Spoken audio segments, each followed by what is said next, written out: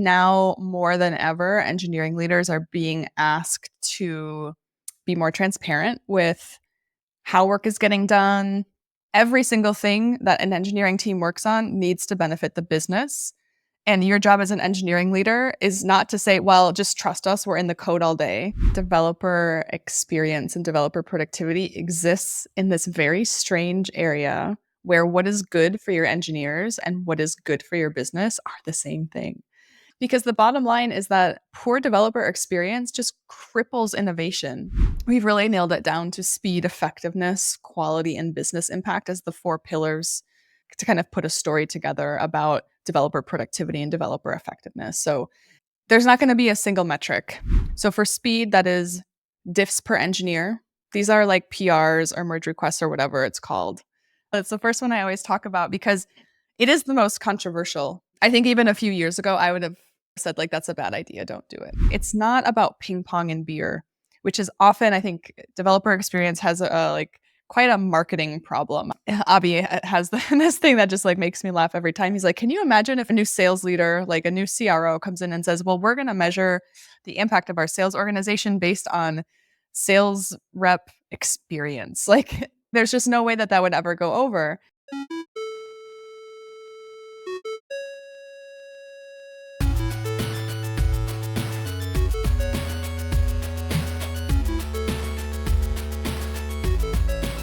Hello, welcome back to another new episode of the Tech Lead Journal podcast. Today, I'm very happy to have another DX person in my show. Laura Tacho is here with me today. So she's the CTO of DX or DX.com, right? So if people who are following into this developer experience, developer productivity, you might have heard or seen DX materials out there, be it research paper or their own products, right? So happy to have you again in the show to talk about developer experience and all the stuff that you published recently. So welcome to the show, Laura. Yeah, thanks so much. Nice to be here. Right, Laura, I always love to invite my guests first to maybe share anything from your career, any turning points that you think we all can learn from that. Yeah, what a big question to start with. A good one. I think there's really there's lots of points that have defined my career, but the two that stick out, maybe interesting to your audience. One was Docker and getting in extremely early on a new thing. I think as technologists, it's really hard to know like what's just a new shiny thing that might be a little bit of a distraction and like what's a new thing that's like fundamentally going to change the way that we build, ship, and run software.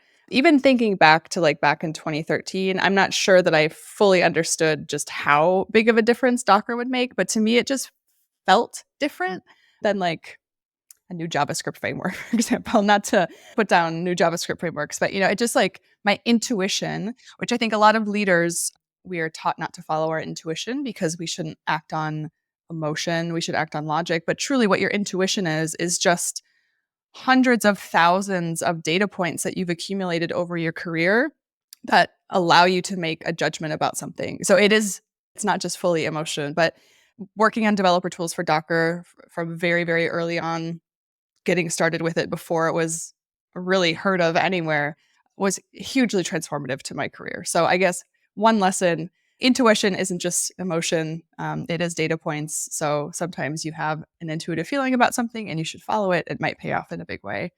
The second big turning point was like I left my corporate job, a VP job that was like had a lot of responsibility to start my own business and go into coaching and consulting full time. During the pandemic, like on paper didn't look great. At the time, I was working with my own executive coach, and I really realized how much of my career I had let someone else's career framework decide. And that was really the first time that I said, no, if I want something different, I want more flexibility. I want to be able to go climbing at 11 a.m. or whatever it is. I need to fundamentally do something different with my job. And so I took a very big leap to do that. And it paid off with a ton of hard work. A lot of opportunity and hard work went into creating my own luck to make that successful. I still do coaching kind of on the side. Now I'm back sort of in full product building mode with DX. But I think the short lesson there is like, don't let someone else's career ladder define how you're going to, your trajectory and your own career growth. You need to at some point take responsibility for it and be in the driver's seat. And it's surprising how long we all go in our careers without actually being in the driver's seat. Wow, thank you so much for sharing the story. I think those are really great insights, right? So the first thing is about the Docker containerization technology, right? So I think these Hmm. days almost everything is run based on container, all right? So be it the Yeah. CI/CD and all that. So I think that kind of like revolutionized the whole thing, how we get things done. And the second thing about defining your own career path, I guess. So thanks for sharing that as well. So maybe some people also are looking into more meaningful career, right? So don't follow other people's paths, so maybe define on your own. So maybe you mentioned something about intuition, right? So the engineering leaders have to kind of like listen to your intuition, gather from past data points probably that you have gathered in your experience, or maybe whatever learning things that you have done. So what can you advise us to actually do more in terms of following our intuitions? Because sometimes technology changes so fast, there are so many things out there, but your intuition is not something that we always try to sharpen, right? So maybe any tips from you about this? Yeah, this is an exercise and two things can be true because on one hand I say, well, you should trust your intuition. Your intuition is data that you've accumulated throughout the course of your career that allow you to make a snap judgment about something or have, a gut feel. It's not just purely emotional. On the other side, I'm like a extremely data informed decision maker. But I think, if you get your intuition and actually I think practicing making data informed decisions helps you refine your intuition skills. So, changing your mind when new data is available to you, being able to broadly look at lots of data sets and draw a conclusion from them, but not just draw the conclusion, but then know what data you're going to look for to know that you're wrong or what data you're going to look for to know that you're right. I think those are all skills to kind of practice that will help you feel more comfortable about intuition. I think the other part of it is like just like in a recipe, time is important. Like you can't just throw the ingredients in a pan and like wait a minute and they're done. Like there's a time element of that. And I think careers are the same thing. You have to just get the cycles and get the reps in and experience will teach you a lot. So time is a factor in career growth. And I think, over time, your intuition gets more honed and more honed. So look out for opportunities where your intuition might be telling you something. Figure out, is there a way that I can use data to see if I'm right or wrong? What data would I look for to do that? And then when you can get some more practice in that, it will just become more natural to you. Yeah, I like that you mentioned time, right? So I think one thing that I would add also like your past mistakes, right? Sometimes in our career, it cannot Hmm. always go up, right? So there will be ups and downs, maybe situational, change of culture or leadership in the company, or maybe you made the wrong decision to take some career path. But nevertheless, those things are like data points that you can use to, hone your intuition. So maybe let's go into our main topics of discussion today. So the first thing that I'd like to discuss is something that you actually highlighted before we had this conversation, right? You mentioned one thing that piqued your interest lately is about engineering leaders not necessarily being able to become part of the so-called business leaders, right? So almost in Hmm. any company, technology is kind of like enablers, right? Even though if it's like technology companies, right, it's like one of the key pillars of the business. But many engineering leaders, after you mentioned that, yeah, I kind of like make some kind of like reflection. I think many engineering leaders are not able to kind of like switch their technology mindset into more business oriented. So maybe tell us a Hmm. little bit more like what made you come up with this kind of thoughts, and what do you see from your side there? Yeah, I think right now there's lots of things going on macroeconomically, right? We've got like the end of the zero interest rate period. We had this like big hiring boom and then a bust, and like maybe hiring starting to come back. I think now more than ever, engineering leaders are being asked to be more transparent with how work is getting done, how much it's costing. There's just like lots of things that before engineering was really kind of a black box. Like we got away with a lot of stuff, let's be honest. you know, I think back to like let's bring this back to Docker, but I remember the heyday, like the height of the Docker craze when it was just like if you knew Docker or knew Kubernetes, like you could just pretty much, no one got fired for learning Kubernetes, right? That's the saying. You could demand a higher salary. You could do a lot because companies were afraid of losing your talent and having that business knowledge walk out the door. And because of that, there was just, I think, a lot of, I don't want to say that, there was dancing around engineering, but maybe, we just weren't expected to show the bottom line for stuff that's happening in engineering org the same way that marketing, sales, other functions would be expected to. I think that's really changed. I spent all my time in developer productivity and engineering metrics. And so I know that that's the case. I know that engineers are being asked for metrics in a way that they just have not been asked to before, and they're not prepared to be able to tell that story with numbers. Because now we have to answer those questions. I think there's just a heightened sense of accountability from engineering. We're no longer as Charity Majors puts it, the artistes in the organization, that we can kind of not work without accountability, but there's more questions that need to be answered now.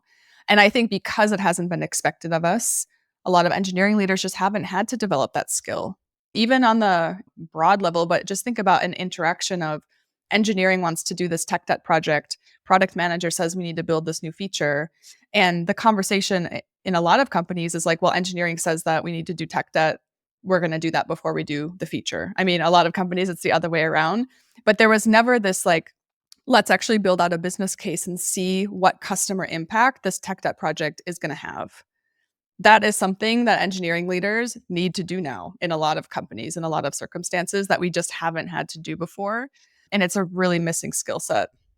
Yeah, so you mentioned something about the situational about the economic, right? So the end of zero interest rates. So I think in the past, I don't know how many years, there are a lot of tech startup booms, right? So many engineers being Mm-hmm. hired, and the engineering teams are keep growing, growing, and growing. Right now, I think it's a questionable kind of a decision, right? If you still want to hire more engineers, right? And that's why engineering leaders are being asked to actually kind of like be accountable, you mentioned, right? So how you optimize your kind of like resource versus the impact that you bring. So you mentioned about tech debt, right? So it's always very interesting, right? Whenever engineers talk about tech debt, right? Because obviously the first Mm-hmm. question is like how to quantify that. And I think you also Yeah. mentioned things like, for example, engineering leaders are not able to explain things in the business sense or business metrics, be it, for example, number of users, number of growth, right? Number of revenue dollar that is being brought into the company. So how do you actually will advise leaders to actually think about, switching your mindset, from tech debt, which is probably more like I don't know, like complexity or Mm-hmm. maintainability and all that, into something that is more quantifiable. Yeah, I think there's kind of maybe there's like two ways to answer that. I think for the broadly, I want to say just as a general statement that I'm not saying that individual engineers should be thinking about how much revenue that their features are going to bring in, right? That's not appropriate. What I am talking about, though, is engineering leaders who have a product manager counterpart or like a business stakeholder being able to come with the same information that you would expect that business stakeholder to bring about a new feature, come to that conversation with that same information about a tech debt project. So I think a way to get practice here is like, let's just take tech debt, for example, which is a term that I actually really don't like because I think it's too broad. It's not very descriptive. But if we could pick I don't know, why don't you pick a hypothetical tech debt project? Can you think of one? The typical one these days, especially if you're in a big startup, monolith versus microservice kind of thing. Okay, great one. Monolith versus microservice. Like, let's break up this monolith into microservices. Or sometimes what I'm saying now is like, let's combine these microservices into a monolith again because it's just too complex. Um, but let's think about that. Like, what's the actual benefit of doing that? So let's just say it's lower complexity, whichever way you're going. If you're breaking up the monolith or putting things back into a monolith, it's lower complexity. So what would we expect from an environment where developers have lower complexity code? We would expect that features can be delivered faster. And so we can pick some measurements to measure that. We might expect fewer bugs and higher stability because it's less complex. We might expect build times to go down because it's less complex. We could probably find 4 or 5 more examples. I think for each of those examples, then we can actually tie that to customer impact. So, how much does it cost to have an outage? We can look at contracts. If you have an SLA of whatever, however many nines you need, usually if your service goes below that, you need to pay back some of your subscription fee, or maybe there's customer churn. There's lots of different places that you could look for what's the actual impact of incidents and stability problems. I think the other thing here is opportunity cost. It's a little bit more difficult to calculate. But let's say, okay, so every project that used to take 2 weeks now takes only 1.5 weeks. So we're able to accelerate our delivery by half a week for every project. Like over time, that's a lot of time saved. And of course, we can do the back of the napkin calculation on like salary, just like pure monetary, like how much salary money did we save? But let's actually talk about what you could have built instead in that time. And what's the potential economic impact of the stuff that you would build instead? And so now it becomes a question of like, well, if we wait, we could do this now. And that means that features A, B, and C will be delivered more quickly, but minus the cost of being able to, or the technical debt project, actually, the monolith microservice project. Or we could delay it and do it in a quarter from now, which means we know we're okay with paying that tax, basically. I mean, we're talking about debt here. We know we're okay with things moving slower, but the upside of those features going to market first before we do this tech debt project outweigh the negative parts of waiting for it or whatever. So, that's just a kind of simplified example of how we want to start thinking about the business impact, the customer impact, the user impact of something that traditionally has been seen as engineering's problem and engineering's kind of self-directed project. It's not. Every single thing that an engineering team works on needs to benefit the business. And your job as an engineering leader is not to say, well, just trust us, we're in the code all day. It is to figure out what is the way that this actually benefits the business. And it's just something that we haven't had to do a lot in the past. So it's a new skill for a lot of leaders. Yeah, so you mentioned that I'm also guilty in the past, right? So whenever we talk about engineering challenges, engineering project, I think we always kind of like explain it in the engineering complexity manner, and then it stops there, right? We don't actually translate further into how it actually impacts the business or how can it actually bring more capability into the business, right? So I think Mhm. culturally, in the industry, I think it's really rare to have an organization that kind of like be able to balance between these two. And even you mentioned in our pre-conversation as well that you have seen two different extremes. One, maybe organization that focus a lot more on just business impact, being able to churn new features fast, as many features as possible. And the other Mhm. one is actually focusing a lot more on engineering and maybe doing a lot more this, rewriting microservice and all that. So maybe tell us about the danger of these two extremes and how can we actually balance between these two. Yeah, and I think the career change that I went through and going to be a coach versus so now I get to go extremely broad, not necessarily as deep, but like very, very broad across a lot of companies, which is a huge benefit to do like pattern matching. Sometimes I think about myself as like a human regular expression for engineering problems. Like I just am just like figuring out which things belong and which things don't. I've worked with companies who really have extremely hands-off approach to say like, okay, every engineer, you just like you're hired to do this job, here's the product you work on, do the thing. And I think what we get in that situation is like a bunch of people moving in different directions. I mean, this is an extreme example, but people are vectors. We have like a speed, but also a direction. And so people can be moving really fast, but if they're not aligned and going in the same place, the benefit just isn't going to be as great as it could be. So that's on one end of the extreme. I think the other end is I've worked with some clients where, I mean, their engineers need to know not down to the cent, but like how much impact did that bring to the company? I've worked with engineers who really like that's their gratification centers light up when they know like, oh, great, my whatever optimization I did in usually it's more like e-commerce type situations, but like, oh, I optimized this page load and like now our shopping cart drop off went from x percent down to x percent, and that accounts for 1.3 million in revenue and whatever. And I'm like, it's great that you know that, like I love that you have access to that. But I have also some clients that take that to the farthest extreme and say, if we can't quantify it and if the number isn't high enough, then we're not going to do it. And what that leads to is just like a slow degradation of their systems over time. Because, if you cook all day and never do a single load of dishes. It's not going to take long until it's just very difficult to operate in the kitchen. And that's sort of what's happened. So, where in the middle is right for your company is really an exercise I will leave to the listener.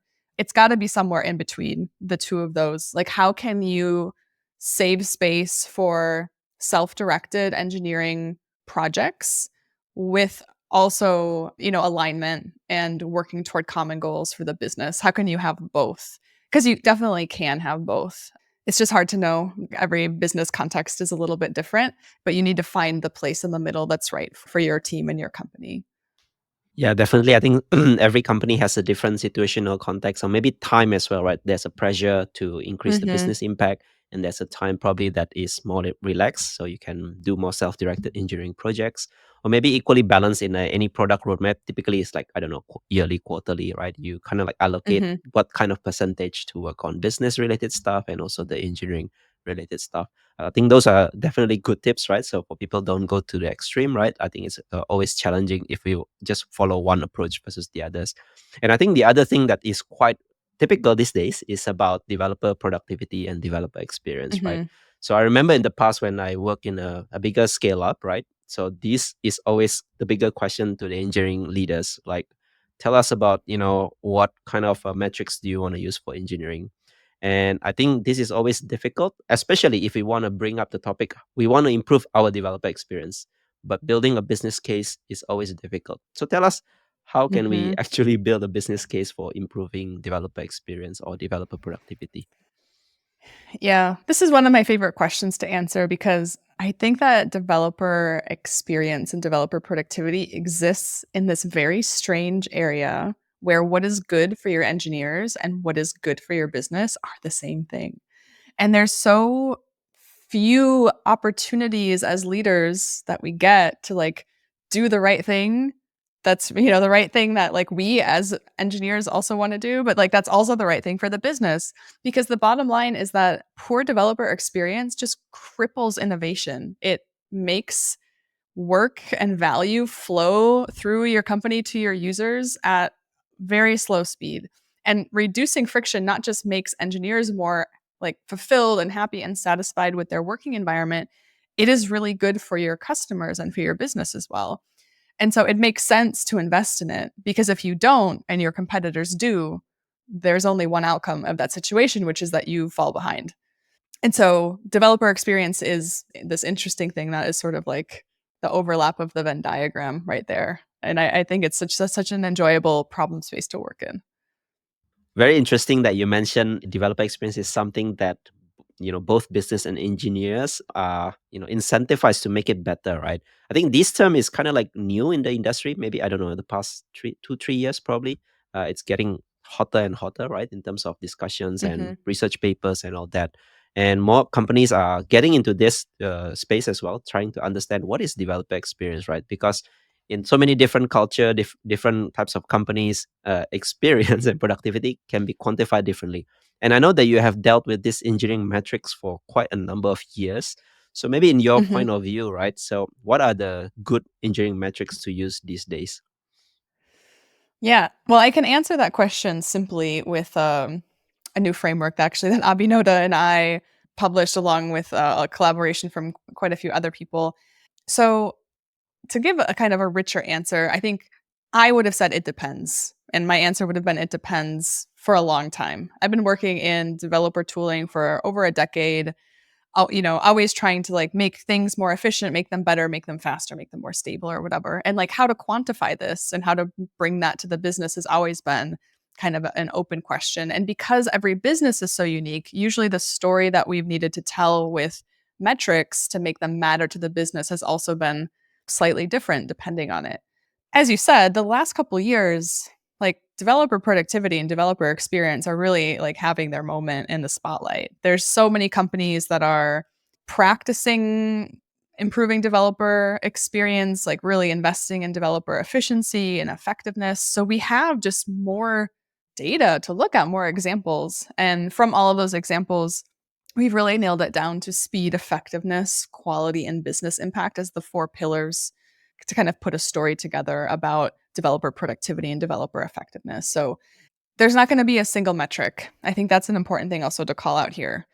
We've been looking for a single metric for decades now. Maybe we thought it was lines of code before, and now I don't know, maybe we thought it was number of commits or number of PRs. We're just not going to get to a single metric because software development is just inherently very complex. There's a lot of knowledge work, there's a lot of different processes and social systems that also feed into it. But I think those four really cover comprehensively the most important bits. Yeah, the new framework that you mentioned is called DX Core 4, right? So it's Yes, speed, yeah, thank you. effectiveness, yeah, quality, and impact. So it's very exciting to always hear new research, new kind of Mhm. metrics, especially, right? So how do you compare this with, the other metrics that were available before? So I think many people would have heard about DORA metrics, right? The four key Mhm. metrics, and also space framework. And I know DX also published a paper called DevEx, a few years Yep. ago. So how would you differ between this DX Core 4 and the other metrics? And is it just another metrics that we have to study and implement Yeah. with our company? Yeah, so the aim with DX Core 4 is that the metrics that we have in the DX Core 4 framework are they unify the other frameworks that come before it. And also the research that went into DX Core 4, it's all building on top of the research from DORA, from space, from the DevEx framework, et cetera. So this is not meant to necessarily I think there's often it's like, which one are you going to choose, one or the other, when in fact they sort of all kind of coexist in the same universe and have different purposes. The DX Core 4 has all of the four key DORA metrics integrated in it. It is an implementation of the space framework and it uses the concepts from DevEx. So the Core 4 is sort of everything all together, but simplified enough that it's easy to get started with. Yeah, so I think that's a very good thing, right? So now we can consolidate our effort into this just the X Core 4, right? So maybe if you can Yeah. explain a little bit about those four dimensions, how did you come up with just these four? Are there any kind of research or something that kind of like brought you into this conclusion? Yeah. I think fundamentally the backbone of the DX Core 4 is a concept called oppositional metrics. And you'll see this also in DORA and in space and in all, many metrics frameworks. But the idea is that when we look at many metrics next to each other, we want to have metrics that are sending signal and work in conjunction with each other that if one goes up, we want to see the other one like also go up. And if the other one goes down, we know it's a signal that something is wrong. And so, for example, we could take speed and quality because that's an often the classic trade off is like, are we going to go faster or do we want to make it good? And quality. And usually it's seen as a trade off. And what Core 4 and a lot of these other metrics frameworks suggest is like it should not be a trade off. You should be able to move faster while increasing quality. And so we want to see those things move together. The same for effectiveness, which is like the measure of developer experience. How effective can developers be in the system in which they develop software? If we see speed go up, but the developer experience degrade, we know something is wrong. Or if we see a really great developer experience, but quality goes down, also not good. So we want to have these sort of levers and checks and balances built into the framework. And so speed, effectiveness, quality, and business impact really cover the biggest corners of software development and keep those things in check. For the individual metrics, what we're doing is suggesting a key metric and then several secondary metrics if you want to go a bit further into your measurement.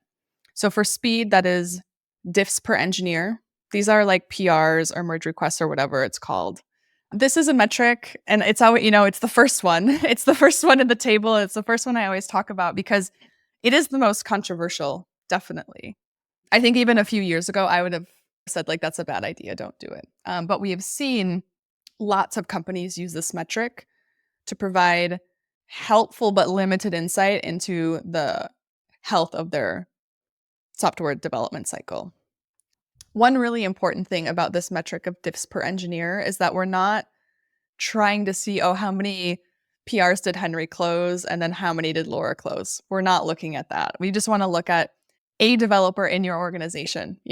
Are they closing on average 3 PRs a week or 10? What does that look like? Because that can provide us information about how easy it is for developers to develop code, just like fundamentally what we're doing here, right? So we want to keep track. Like, are developers able to actually produce code. That has a lot to do with effectiveness, which is the measure of developer experience in the system. So companies that have a great developer experience have developers that, just don't lose time to things that are wasteful or friction, a lot of drag. They are satisfied with their tools, their processes, et cetera. They can make room for innovation, those things. So we want to measure that and make sure that that's, again, one of the four pillars and that it's keeping balance with the rest. Quality is change failure rate. That's a classic good old DORA metric, if you recognize that change failure rate. And then impact is the kind of the business number here, which is percentage of time spent on new capabilities. Thanks for sharing this overview about those four dimensions, right? I think definitely the first thing that always kind of like controversial is counting the number of something, right? So this time in the DX Core 4, it suggested that we should count the number of diffs per engineer, although in the aggregate, not like individuals, right? So Yeah. this diff could be the PR or merge request that we are accustomed to these days. So tell us why this is something that is more prominent versus the DORA metrics, which previously advocated something like number of deployments or maybe the lead time, right? Time to bring value to production. hmm So why diffs become more prominent rather than those? Yeah. So DORA metrics are designed to measure software delivery capabilities. It's really focusing on like once the code is written, how can we get that code out to our customers? So you'll see things like lead time, deployment frequency, change failure rate, time to recover from a failed deployment, which used to be called MTTR. These are really focusing on that delivery side of things. The diffs per engineer focuses a little bit more on the code authoring side of things, like everything that happens before the DORA metrics kick in, more or less. So the activity measurements. So you mentioned the space framework before. For those listeners who haven't had a chance to work with the space framework or read about it, the space framework suggests that there's five main dimensions to developer productivity. We've got satisfaction and well-being, performance, activity, communication and collaboration, and efficiency and flow. Those activity metrics are usually what we think about when we think of developer productivity, like commits, lines of code. It's not a great metric. Other things like that, number of PRs, for example, those all fit into the activity side of things. We're not saying like we should ignore those activity metrics. That's not what Space came out to say. They're saying activity metrics exist. They provide limited insight into how well the system is performing. Also, you need to make sure that there's all these other things accounted for as well. And so that's what we've tried to do with the core 4 is to not ignore the activity metrics. It's still an important part of system performance, but give it more context so that it's actually meaningful and gives us information, which is why diffs per engineer, not in an individual level, but not as the only number. We never want to look at that number on its own. We always want to have it accompanied by effectiveness, quality, and impact. Yeah, also not to mention that you not just have the key metrics, right? The one metric for each dimension, right? You actually also have secondary metrics, which I think in this speed dimension, right? You also have like lead time and also number of deployments as well. So I think again, Yeah, like coming exactly. back to what you said, there's no one single metric, so it's always kind of like a Mhm. combination of a couple of them. And the other thing that I find also interesting is about impact, right? You're not actually measuring in terms of dollar revenue or number of user or number of whatever, right? But actually, it's kind of like the number of new capabilities and kind of like new innovations, probably. So why is that more important rather than the BAU stuff, right? Bringing more revenue and profit to the company.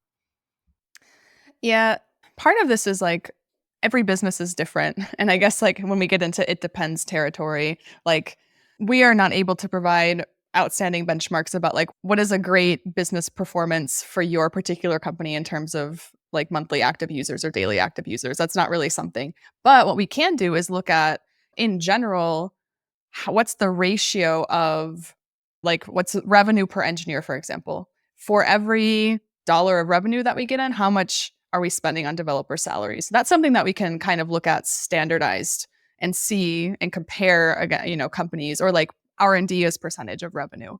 We can look at different ratios and see, okay, how does this look across the industry? But then more importantly is like, how do we look compared to ourselves? And is this number going higher or lower? We're not suggesting that you shouldn't measure daily active users or monthly active users. Like, please do that if that's the if that's the metric that you're looking for. But when it comes to kind of broadly speaking about business impact and how organizations are approaching this across the industry, these are a bit more easy, like they're a bit easier and more straightforward to standardize on. You mentioned about the "it depends" answer, right? I think this is quite typical in any kind of discussions about Hmm. developer experience. I even have a friend telling me that, "Hey, in your past episodes, why is it always kind of like it depends?" Right?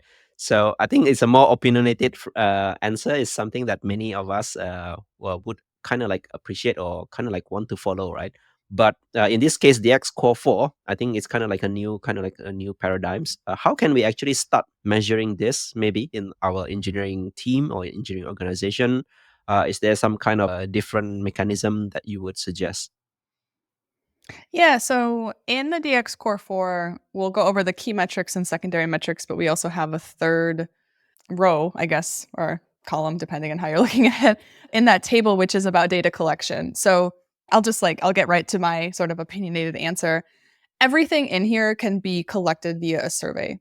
So surveys are super powerful. They're not just about gathering people's opinions. You can gather quantitative data via a survey. It's self-reported data, which quite honestly is high enough fidelity to make the decisions that you need to make with the data. So whether your lead time is 46 minutes or if it's between 30 minutes and an hour, usually doesn't matter when it comes to what do we need to focus on and what do we want to improve. So you can gather all of these metrics with a survey and self-reported data. You might have to ask some different people for different surveys, especially for different survey answers, especially when you get into the business impact stuff, because individual engineers probably don't have information about R&D as percentage of revenue, but they can tell you how much time they spent on maintenance work versus new features last week, you know? So my opinionated answer is start with a survey. You can get all of this via a survey and then figure out what would be useful if the collection was automated via, scraping data from an API or integrating with some tool, and then go build that. But don't delay getting a baseline, because a baseline is going to give you direction into what you should start improving and then help you measure your progress. And so delaying a baseline to build something that you don't even know if it's going to be useful because you haven't gone through the process of getting the information, making a decision, changing something, measuring again, to me is a bit of a waste of time. So I would start first with the baseline, make your changes, measure them, and then figure out what you want to invest in when it comes to automated collection. Yeah, getting the baseline, I agree. I think it's very important as well because in the past I've used DX as well, right? So we were actually like having a lot of challenges, right? We know we have problems. Like anecdotally, we can hear Mhm. from engineers, okay, we had build time issue, quality issue, but it's all about opinions, right? Rather than kind of like quantifiable, right? So I think getting the baseline across different teams, across the whole engineering, in fact, I think it's something that is super critical, especially if you're a leader, right? Because without that baseline, I don't think you would know what kind of things you should improve. And plus, there are so many different dimensions and problems, right? I think it's also difficult to kind of like improve everything, right? You're gonna put Mhm. focus on some certain areas rather than throwing all your effort into all different dimensions, right? I think getting the baseline is definitely super critical.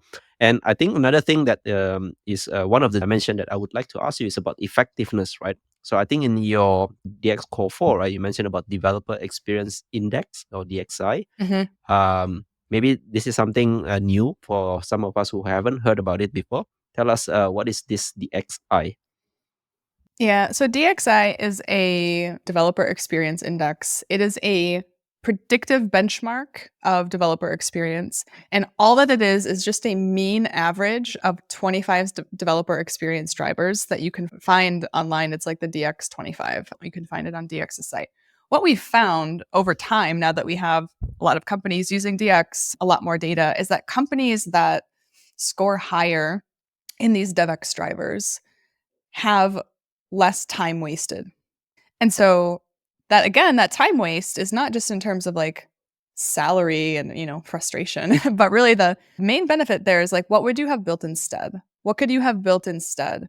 Because even if for example, the average developer wastes 20% of their time each week on inefficient processes, meetings that are not useful to them, waiting around, waiting for feedback, you name it. I mean, if you've worked as a developer, it probably probably doesn't take you long to list out all the ways that your time gets wasted in a week or when you're just kind of spent you're just waiting for stuff.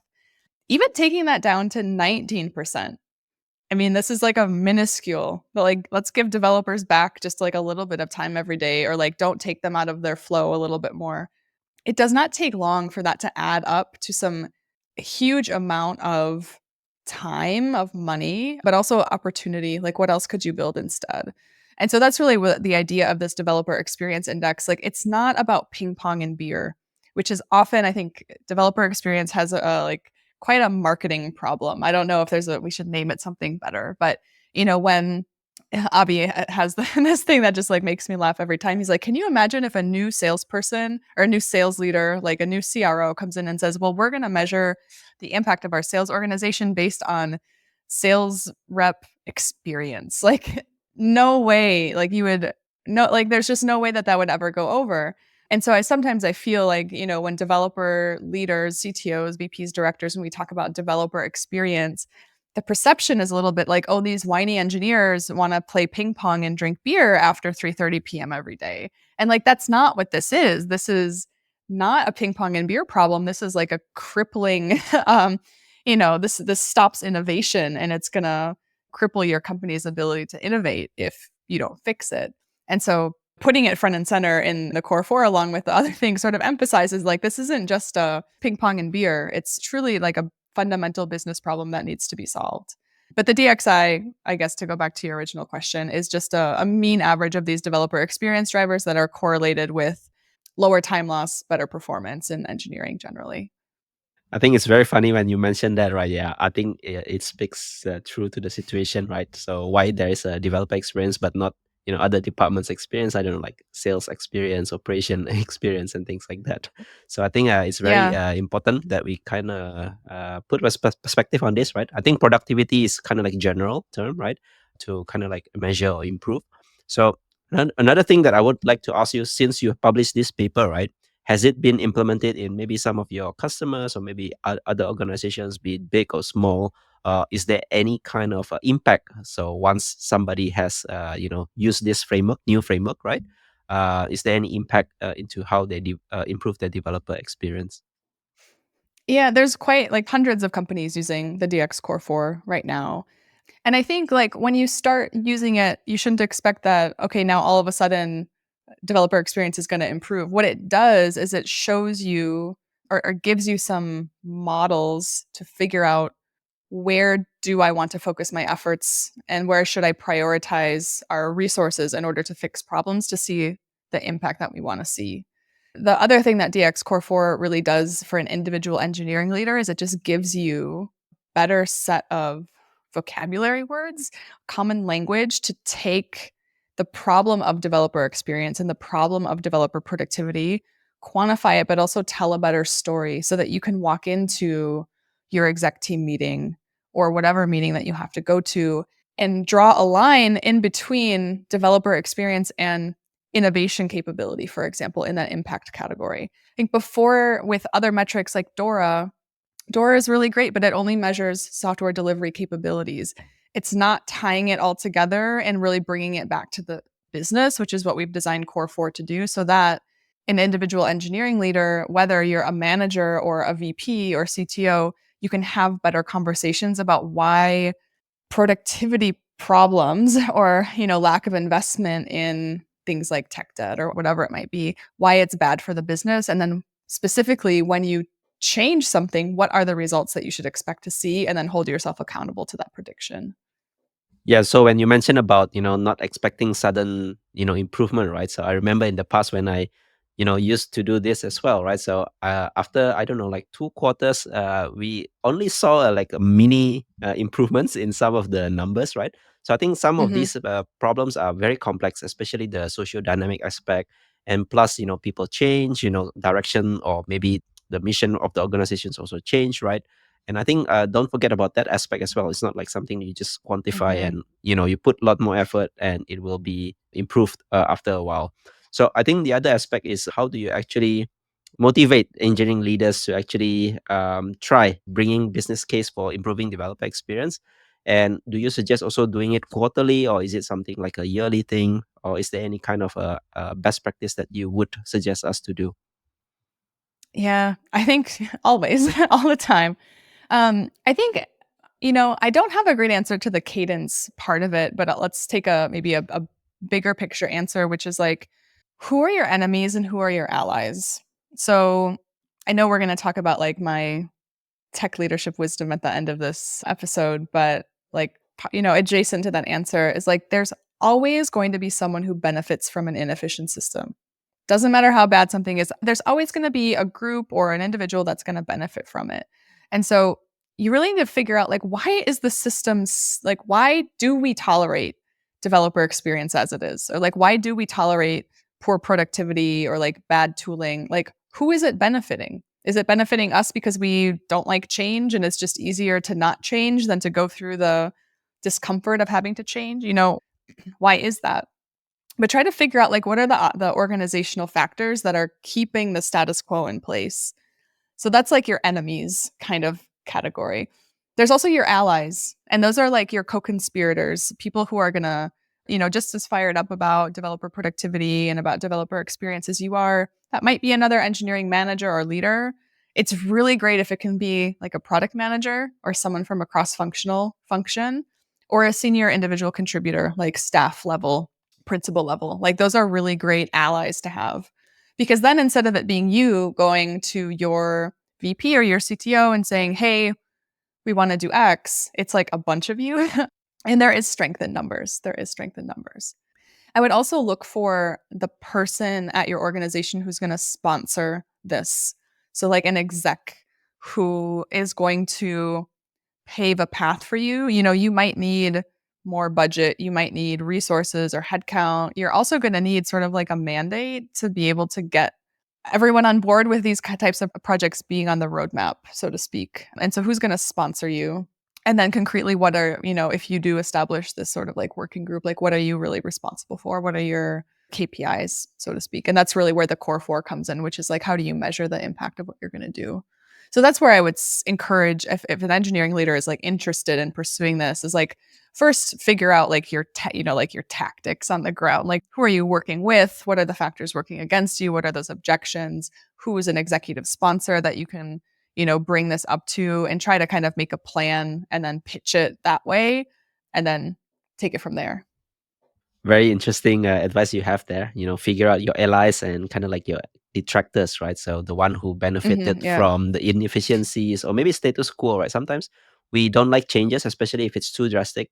Coming back to the example of monolith microservice or the other way around, right? It's kind of like a big change, right? It's something that not Hmm. everyone is incentivized to make it successful or make it happen, right? So I think figuring out allies and work together in order to come up with a business case definitely is very, very crucial. Another important thing that typically is always discussed when we talk about developer experience lately is about introduction of internal developer platform or even AI these days. So maybe in your view, do you have any take of these two, right? IDP and AI. Do you see them as core components these days to improve developer experience, or is it Hmm. something just nice to have for some organizations? Yeah, I think developers see it as a core component. And so, what I'm interestingly seeing, I've had quite a few conversations about this in the last few months, is like, how do I, as an engineering leader, make a business case for investing in an IDP or investing in Copilot, for example? Especially with AI, some of the promises are very lofty. Let's just keep it that, like, let's just say that diplomatically. I mean, I don't know who really believes that, but like AI in general, is just sold as like, oh, it's going to make everyone twice as productive and you can reduce half your staff or, whatever the promise is. That's just not really what's happening. It does reduce cognitive load and make developers work faster, help them work faster. But, it's a tool that needs to be operated by a skilled individual. And using it irresponsibly can lead to more problems when it comes to maintainability and creating more problems for yourself. So, figuring out what purpose these tools should serve and then figuring out a way to measure that impact and tell a story with numbers and make a business case for it again is a very important thing. So, one thing we haven't really touched on is like attrition or being able to attract talent. A lot of developers, if you ask them like if they were interviewing for two similar companies and one of them had a Copilot license for them and the other one didn't, most developers are going to go work for the company that has a Copilot license for them. And so what does that actually cost you? And you can figure out the numbers, like you might have to ask some other people, but like how long does it take the average from job requisition to be posted online for that role to be filled? Then how long does hire like training take, like onboarding? You can figure out how much expensive that is and then how expensive is it when someone quits and goes works for someone else because they're not happy with developer experience. Like we can put a number on attrition pretty easily. It usually costs like 75,000 US dollars, I would say at a minimum to replace an engineer. Like that's mid-level or above. And that's not nothing, you know? That's pretty significant when it comes to like what are you going to pay for Copilot licenses? But these are some of the ways that I might put together a narrative around something like Copilot or an IDP. It's not just about like what's the tangible benefit in terms of productivity gains, but also let's look at space. What about satisfaction and well-being? What about communication and collaboration? What are those other things that are positively impacted by these tools being in place? Yeah, thanks for highlighting that we have to understand the purpose before we implement those kind of thing, right? Because many of us Mhm. we read from the research out there, people raving about IDP or AI, right? And we just follow, right, implement it without actually understanding the impact or the purpose or the even the things that actually sometimes like in the past episode I have this Andrew Boyaji, right? So he highlighted the state Mhm. of developer experience report.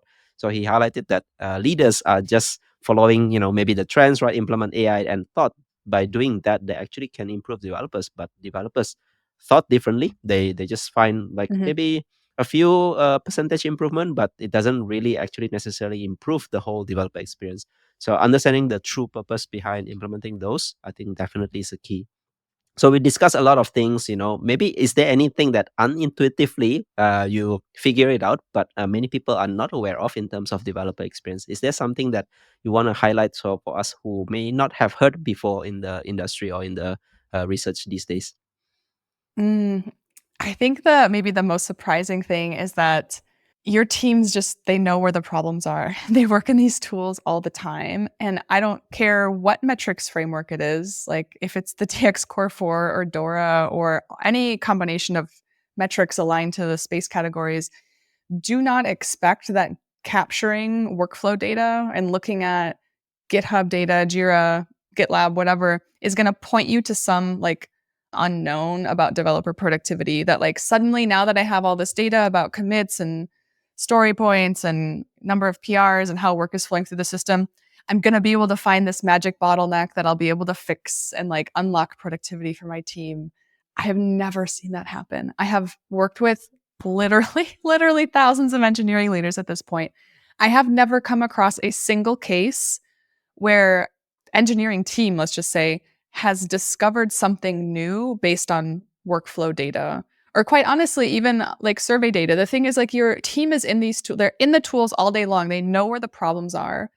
But surveys can be so helpful to just tell you how big the problem is. Like we know the problem is there, and then we can put some kind of formality around measuring how big the problem is and if we're fixing it or not. So I think this myth of like, I'm going to get some developer productivity dashboards, and like suddenly I'm going to be able to forecast and see ahead when my team has productivity problems, or I'm going to find this like secret bottleneck. Like it just doesn't exist. It doesn't exist. Your team knows where the problems are. Just believe them because they are professional adults who do not have incentive to lie to you unless you give them incentive to lie to you. So gaming the system isn't actually as big of a problem as we think it is as well. That's another surprising thing.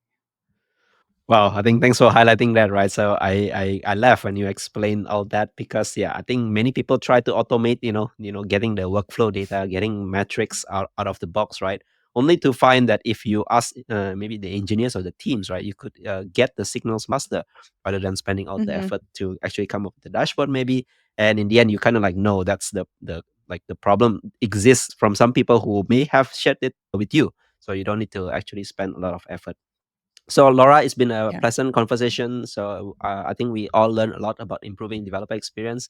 So, as we reach the end of our conversation, I have one last question for you. I call this the three technical leadership wisdom. So, you can think of it just like advice that you want to give to us. Maybe if there are anything that you want to share with us today.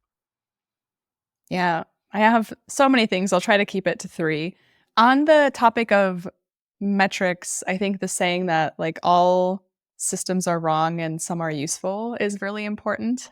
And so I would encourage anyone listening to have a healthy dose of skepticism for any type of data that you're looking at, making sure you understand where it's coming from, understand the purpose of it, all the things around it, because measurements are going to be wrong. Even a broken clock is right twice a day. So just don't let data push you to incorrect conclusions. I think that's a very dangerous area in this developer productivity metric space. Yeah, I think, again, as I said before, things work poorly because it sometimes benefits us to have them to stay working poorly. Maybe that's ourselves and we're the enemy there because we are resistant to change. And maybe there's another factor in there. So I would figure out what those things are. You'd really try to debug the system. And maybe to follow on this, metrics thing, a lot of us that are, were previously individual contributor engineers are going to try to pattern match or bring a lot of the skills that we had as an engineer, for example, debugging skills, and try to debug our teams and organizations in the same way that we debugged like our Kubernetes clusters or whatever. The thing is, like, your nodes can't talk to you and they don't have feelings. And talking to people, because your teams are made of people, isn't being illogical. It's actually the correct way to approach measuring a system that's made up of people. If we fail to recognize that people make up teams and we try to treat them like a Kubernetes cluster, we're actually missing sort of like half of the whole system. And I would just say that's sort of categorically incorrect to approach it that way. So make sure that you're not forgetting that software teams and software development is a socio-technical phenomenon. So we need to have the social aspect and the technical aspect together. Both of them are equally as important. So don't forget that humans exist. Developers are adults. They're professionals. They don't have reason to lie to you. Treat them as adults. Believe them when they tell you something is causing them friction in the development process.